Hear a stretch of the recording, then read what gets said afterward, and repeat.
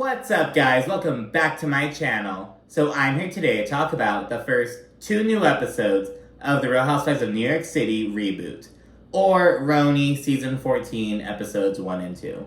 So yeah, this is a complete reboot. We have completely new housewives, and it's going really well. It's being really well received. I'm really enjoying it. It feels really light, and it's cool to get acquainted with some new people, get some new storylines going. It feels like a breath of fresh air, literally. So I'm really enjoying it, and people want Atlanta to get a similar kind of treatment. Let's scrap them all out and bring all new women. And I think it's a good idea I'm not saying specifically for Atlanta, but for franchises in general, you know what I mean? Just get some new people, you know? But yeah, so let's jump into the cast. So there's 6 people. There were 7, but Lizzie Savetsky, the fucking apartheid supporter, she's out of here. Erin Lichy, she gave a fucking interview to People and she was commenting on her departure. Lizzie Savetsky left the show because her husband said the N-word while on the phone with Brynn. That is the reason why she left the show. It is not because of any attacks on her. And any hate that she gets is because she's a Zionist. And I'll end it there. But anyway, let's get into the people. We have Brynn Whitfield. She is a marketing consultant. And Brynn is basically the resident slut. And I say that with admiration. It's just her shtick. But yeah, she's very flirty, all that shit. I believe she's from the Midwest. And I believe she's also biracial. So yeah, it's Brynn. We have Jenna Lyon. She's a designer / entrepreneur. She's a lesbian. She's the one who, a lot of people came on, knowing of. She worked with J. Crew for, years. She said she went from being, she was hired as, an assistant to an assistant, and then in, 1991, I think, and then by, 2017, she was, the fucking head bitch, you know what I mean? So, yeah. Then we have Jessel Tonk, the fashion publicist. She's from London and of Indian descent. She's been in New York City since she was 22 years old. And she has 2 one-year-old twins. So, yeah, it's her. And we have Sai De Silva. She's an influencer. She's from Brooklyn. She still is in Brooklyn. Everyone else lives all throughout Manhattan. They're talking about, where they all live as well. Gosh, I don't even remember. I think Uba lives in, Columbus Circle. Sai lives in Brooklyn. I think Jessel lives in, Chelsea. I think Jenna lives in Soho. Or Jenna or Brynn. One of them live in Soho. I think it's Jenna. But yeah, so, they're all scattered throughout, basically, which is really cool, highlighting these different neighborhoods. And it's not all, the Upper East Side that goes with the old RHONY. You know what I mean? Well, we had Alex Van Kempen. She lived in Brooklyn for a bit. That was way back in the day. And it was kind of looked down upon. Whereas Sai's home, it's really ooh, you have a backyard, bitch. None of us in the city have backyards. You know what I mean? It's a cool kind of thing. But yeah, so Sai's from Brooklyn. She describes herself as an around-the-way girl. So she seems really cool. We have Uba Hassan. She's a model / entrepreneur. She has a hot sauce company, Uba Hot. And yeah, she's actually Chanel Ayan's cousin, it turns out. They're both Somalian. Yeah, we don't know too much about her yet, but yeah, we're going to get to her a bit more as we go on. We have Erin Lichy. She's a realtor / interior designer. She has 3 kids, and it seems 3 kids by New York City standards is a lot, because everyone keeps commenting on how oh, you have so many kids, you have 3 kids. And it is it's 3 little ones, but it's bitch, look at fucking Orange County. I think they all have at least 3 kids. Hell, Jen Pedranti has 5 kids. Tamara has 4 kids. Gina and Emily have 3 kids. So does Shannon. Heather has 4 kids. Yeah, look at that shit. Taylor has 1 child, but she's a friend of. But you know what I mean? So it's but yeah, they keep commenting oh, you have 3 kids in the city? You know what I mean? So, I guess by New York standards, that's a lot of fucking kids. And yeah, so we start off, we check in with Sai at home. She has Brynn and Jessel over. Brynn says that Sai has a life that she wants. Sai has 2 children. And yeah, so she sees them. They're a bit older, so they're oh, they're so well behaved, blah, blah, blah. Then Jessel comes with her little twin boys, and they're 1, and they're just a handful. When they're that young, they're either kind of chill or they're not, you know what I mean? It's like just their personality peeking out, and they have the latter personality. But yeah, she says that like when she sees Sai's children, she's like, oh my gosh, I should have children like yesterday, blah blah blah. But when she sees Jessel, she's like, I could wait a little bit. So there's that. And we flash to Uba and Erin. And Erin says she's a little bit salty with Bryn and Sai because they like ditched the group dinner that she had at this restaurant that is bleeped out. But people kind of put the pieces together and they think it's catch. So yeah, the whole thing with Sai and Bryn, they're like, oh my gosh, it's not 2006. I'm not a D-list model. I wouldn't be caught dead at catch. Fuck that. But Erin's like, why does it matter where we go? Let's all just like, you know, we're just together doing our thing. Like, who the fuck cares? It's last minute. Who cares? And another thing is that Sai and Bryn, they like ditched the dinner. They were like, oh hey, we're just gonna go home, but they went to like another place instead.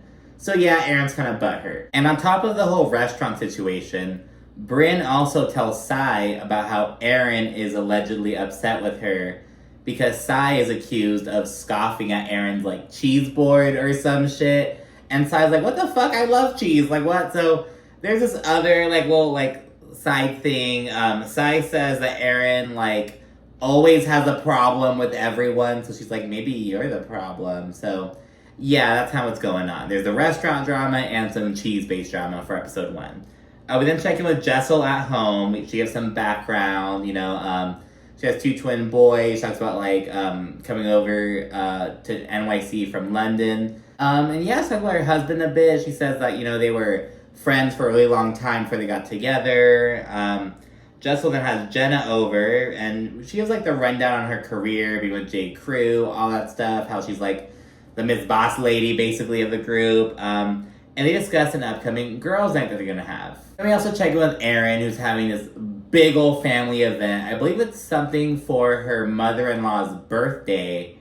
And to celebrate that with the dinner, like, all of her family comes, like her parents, her brothers, like everyone, like just build a fucking full house. So it's kind of nice to see. I like the little family scenes. We got that with Rachel Fuda on New Jersey. So I like new people. You know what I mean? Like, don't get me wrong. Like with Longevity and Housewives, it's really cool for a while, but it's like sometimes you just need that breath of fresh air, and we're really getting this. We then see ladies get ready for Jenna's little black, gold, or khaki themed party, and there's mass confusion. Bryn in the confessional, she's like, I thought you were done with J. Crew. Why are we still doing khaki? Bryn's kind of funny. Bryn in her confessional, she's kind of witty and stuff like that. So I enjoyed that. Sai fills her man in on the cheese drama, and he's like, so she's mad because you're a bitch about cheese? Like, what? You love cheese? Like, I don't know. We only see like a small little moment between Sai and her husband, but they seem to have this really fun sense of humor that I really like. They've been together for 14 years. So yeah, and while they're getting ready, Jessel calls Erin, and she fills her in on what Bryn told them about the cheese drama. And Erin's like, Bryn is such a little shit stirrer. That is such a lie. That did not happen. So yeah, that happens, and Erin says something like, if I made a comment, it was definitely as a joke. It was not this, like, malicious thing like Bryn's making it out to be, blah, blah, blah. She just says her piece. We then see Jenna setting up for her party. Erin arrives first, and she speaks about how Jenna's kind of an oddball. And her examples are kind of fucking weird. She's like, see, Jenna, she loves parsley, but she hates dill. And she loves olives, but only the green ones. And it's like, who the fuck cares? Like, I don't know, Erin says something about dill again later on, and it's like, girl, like, shut up. But yeah, Jenna shows off her home to Erin. Erin shares her real estate perspective. She's like, the vast majority of this house is made up of Jenna's room, and the vast majority of her room is like this massive closet, and she's like, what kind of person would this house work for? No one but Jenna Lyons. Like, just kind of speaking how she's just so eccentric, basically. As everyone except Bryn gets there, Erin speaks on how she's kind of turned off by her antics. Bryn then arrives, and she's like, talking to Jenna, and she's like, I'm so scared. I'm gonna get a spanking because Erin's gonna be mad at me. Like, she's like talking about how sluttily scared she is, basically. And yeah, and Erin, she confirms the confessional. She's like, yeah, I have a bone to pick with Brynn right now, but I'm in no rush to do it. The ladies play a little icebreaker. They chat porn, sex, etc. One of the questions is like, what are you addicted to? Shopping, sex, arguing, blah, blah, blah. And Uba's like, none of the above. I'm not addicted to any of that. And like, so what are you addicted to? And she's like, bananas. Like, she says that she eats like 4 or 5 bananas a day. Like, just loves them, I guess. So, yeah, whatever. Everyone's like, they make you constipated. Like, what? And girl, if you get your body used to it, it'll fucking, yeah. But, Brendan mentions diarrhea of the mouth at one point, prompting Erin to kind of chime in and check her a little bit. Erin says that Brynn is lying about the cheese board comment, and they also kind of dive into the restaurant shit. Just a little lighthearted drama, essentially. After some back and forth, everyone's over it. So Erin's like, all right, Brynn, let's go kind of chat on the side. And Brynn's like, Erin's like, what do you think I'm gonna do? Fucking punch you in the face? Come on, let's go talk. And so they like fucking meander through Jenna's house, go to like her room, and they talk about it. And the whole time, Brynn is like, oh my gosh, I'm gonna die. Oh my gosh, I'm gonna get killed. Oh my gosh, she's gonna be so mad at me. And it's like, girl, shut up. But anyways, when they finally make it to Jenna's room, Erin just says, like, hey, I just don't like you being wishy-washy. Like, fuck the cheese, fuck all that shit. I just don't like you, like, being weird with me. They swiftly make up, proceed to raid Jenna's closet, and it's a nice little girls' night. Real little lighthearted episode, but let's slide into episode 2. So in episode 2, we learn that Erin invited all the ladies to a little vacation home to kind of experience autumn in the Hamptons. Now, everyone says this is an off-season. The Hamptons is very much like a summer kind of thing. So they're like, I've never been there in the fall. Like, all right, fuck it. So they're doing that, and it's kind of a little bit of a nod to, like, the original RHONY, because, like, they always start the seasons with going to the Hamptons, basically. So, yeah, do that. Sai, she has 8 fucking pieces of luggage for 3 days. And it's just like, oh my gosh. She's traveling in a van with Uba and Jessel. And it's like, she just fucking takes up all the space with all of her shit. And it's like, girl, if you're gonna bring this much crap, figure out your own fucking way down. Like, you know what I mean? Like, girl, like, left Jessel, like, no fucking room, like, at all.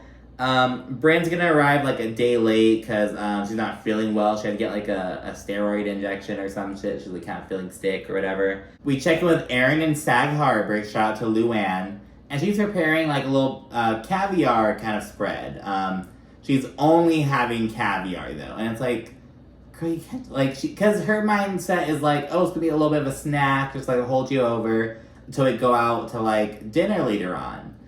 But no, these bitches are hungry, girl. It's like, you can't have other hors d'oeuvres, like, just caviar? I don't know. I think that was just weird of Erin. Oh, and at this point, Erin mentions Jenna disliking dill again. She has dill as, like, a topping right there for the caviar. And it's like, I don't understand how she doesn't like dill. How do you dry heat that dill? I just don't get it. And it's like, girl, people don't like shit. It's like, girl, like, people think it's weird that I don't like cilantro. Like, I'm one of the people who thinks cilantro tastes like fucking soap. I hate it on anything, and other people love it on their shit. So it's like, no, I do not fuck with it. But yeah, we then learned that Sai brought her own toilet paper to Erin's, which, okay, so when I went to, like, Boston to visit my homies, I brought, like, a little thing of, like, wipies. But it's like, I feel like that's different than, like, bringing toilet paper. Like, they're gonna have toilet paper, and Sai saying, oh, I don't know what ply she has, you know, I don't want, like, no one-ply shit. But it's like, why would Erin have one-ply toilet? Are you calling Erin, like, fucking cheap? Are you calling her a broke bitch? Like, why would Erin have one-ply toilet paper? You know what I mean? Like, she's a real housewife. And once Uba finds out that Erin's gonna be serving caviar, she declares, I'm gonna have to go to Provisions. It's a sandwich shop, like, 7 minutes away. She's like, I'm gonna eat a fucking sandwich, girl. So, we then see Jenna roll up to Erin. She's the first one there.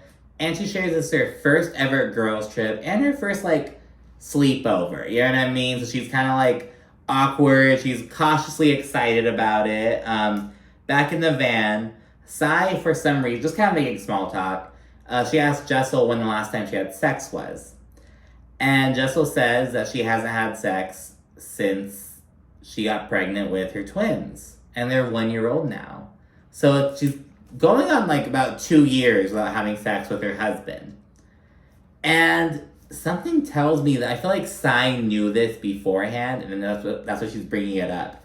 Because later on, she brings it up at the table as well. So it's like, I feel like Sai's being a bit of a stir, if you will, at Jessel's expense. But yeah, Jessel says that she's just really self-conscious about her C-section scar, and she feels odd down there, basically. And yeah, I mean, she's not, she just feels she doesn't want to be intimate like that. And Sai suggested to go lingerie shopping so we can find something that covers her scar and everything. So yeah, and Jessel agrees with that. So they then arrive at Erin's, and Sai, Uba, and Jessel. So they're all there at this point, except for Brynn, who's sick right now. Erin and Jenna are flabbergasted at how much shit Sai has. So she's like, I'm a content creator. I need looks. I need a serve. I need to fucking, like, that's her whole mindset. But Erin's like, where are you gonna go? It is, like, October in the Hamptons. Like, there's nothing to do, girl. Like, they settle in. Sai, she's like, where am I supposed to put all my moods? Because she has a little small closet, I guess. Jenna's kind of nervous in group settings. She's like, I'm much more comfortable, like, in group settings when I'm, like, standing in front of a room of people and y'all have to listen to me and I'm, like, the boss. But she's kind of just trying to navigate this new situation. So good on her. While they're all hanging out in the living room, Jenna mentions how she hasn't been to her vacation home in quite a while. Because I guess she was renting it out to someone for a little bit. Then her mother got sick, so her mom was staying there for a while. And her mother actually passed away about 6 weeks ago after being sick for like 8 months. And yeah, Jenna says that, her and her mom weren't close at all. Her mother was diagnosed with Asperger's very late in life. And Jenna says they had like no idea for most of her mom's life. They just always thought that she was just kind of cold or like distant or kind of just like not really connect with people or whatever, or like aloof. But yeah, so it kind of was like a missing piece of the puzzle, if you will. Erin, in a confessional, she comments that it kind of makes sense because Jenna herself can kind of have some of these traits, and may be a testament to how she was brought up. Uba gets ready to head to Provisions, a little sandwich shop. Jessel's also complaining about the caviar. She's like, who would eat this shit? Like, who would like think to eat this? Like, something like that. Sai says that she's hangry. Jenna's like, maybe just serving caviar is a little bit exclusionary. I'm happy, but maybe you should have some other stuff. But Erin's whole thing is like, why would I feed you guys lunch at 4 p.m. when we're going to dinner at 7? It's like, girl, bitches need to fucking eat. Especially after being in a car all day, maybe they didn't have fucking snacks on them. I don't fucking know, but everyone was fucking hungry. At one point, Sai mentions wanting to buy lingerie for Jessel. And Jenna's like, oh, I actually brought lingerie as gifts for everyone. Like, how fucking convenient. Jessel then tells Erin about how she hasn't had sex since before the twins were born. And Erin's blown away. She tells Jenna as soon as she comes back into the fucking room. And they're all like, what? Oh my goodness. And Jessel's like, guys, like, let's... So now, Jessel, like, girl, they're gonna fucking hold this over you. You know what I mean? And be like, have you had sex with your husband yet? And that's gonna be asked at the fucking reunion, all this shit. And it's gonna turn into this whole big little thing later on. So yeah. And Jessel, by the way, is very underwhelmed with the piece of lingerie that Jenna got her. And now there are just certain things that I just feel like you shouldn't gift people without like knowing for sure. Like as a more relatable example, I'm not like, I try not to get people candles unless I know if they like them. And a good example of this is like, I don't like those fucking like those sugar cookie s'mores. I don't fuck with those candles. Like those kind of buttery like food dessert based candles. I prefer like, either the more fresh crisp ones or maybe like a fruit kind of scent, but not like the dessert. One of my good friends, she loves candles like that. I can't fucking deal with them. So, people have different kind of tastes. Same thing with like perfumes and colognes. Like, what if they don't like it? Like, you know what I mean? So, and I feel like lingerie falls in that category. I really do. Because, yeah, Jessel's like, this isn't sexy at all. It's like this sea green kind of color. It's like very long. It's like a size large. Everything it's just not Jessel's thing. Everything that can be wrong with it is wrong with it in her eyes. Then we see Uba arrive to Provision, which is closed. She calls the ladies and lets them know, and they're just fucking laughing at her because she's been talking about it like all fucking day. They then all get dressed for dinner. Jenna, she stops Jessel from being too much of a label whore, so she's wearing like an Alexander Wang jacket, so it literally says Alexander Wang on the fucking back. Her high-waisted pants, it has Alexander Wang like right there as well. And she's like, oh, I have to get this bag. And it's a Balenciaga bag that says Balenciaga. And Jenna's like, no, please don't. Like, you cannot. Like, no. And she's like, girl, you work in fashion. What are you doing? But yeah, it was just way too much. You know what I mean? I'm like, Jessel, like, shit, girl. I also thought that Jessel was wearing, like, a shit ton of jewelry in her little opening sequence. But you know what I mean? Like, different tastes, different styles, to a certain extent, could be cultural as well. You know what I mean? Like, whatever. But I something I did think. It kind of goes with the whole wearing labels and shit. Once they get to the restaurant, Uba, she gets out her phone and she's like, what direction is north? I have to face north so we can sit in that direction. Very much reminded me of Chanel Ayan. At dinner, Erin says that the plan for the morning is to like have some breakfast before working out with her trainer. And everyone pushes back. They're like, well, why would we eat before working out? I'm not fucking throw up, girl. Like, that's not a good idea. So Erin's like, okay, we'll just have coffee in the morning. And then Jenna, she's like, do you have Dreamy coffee? I guess it's like a certain brand of coffee. And they're like this awkward silence. Like Erin's like, are you fucking kidding me? And she's like, I will wake up at 7 and get you your fucking fancy coffee while the rest of us have like our layman's coffee. And then Jessel's like, well, hold on. I want to have Jenna's fancy coffee too, blah, blah, blah. Jenna's like, yeah, if they smell and know about my coffee, they're all going to want it as well. So we need a lot for everyone. Uba, she's like, I brought ginger tea, so I don't need any coffee. I'm good. And Sai's like, I'll have tea. It's just a big old fucking debacle. Erin is like...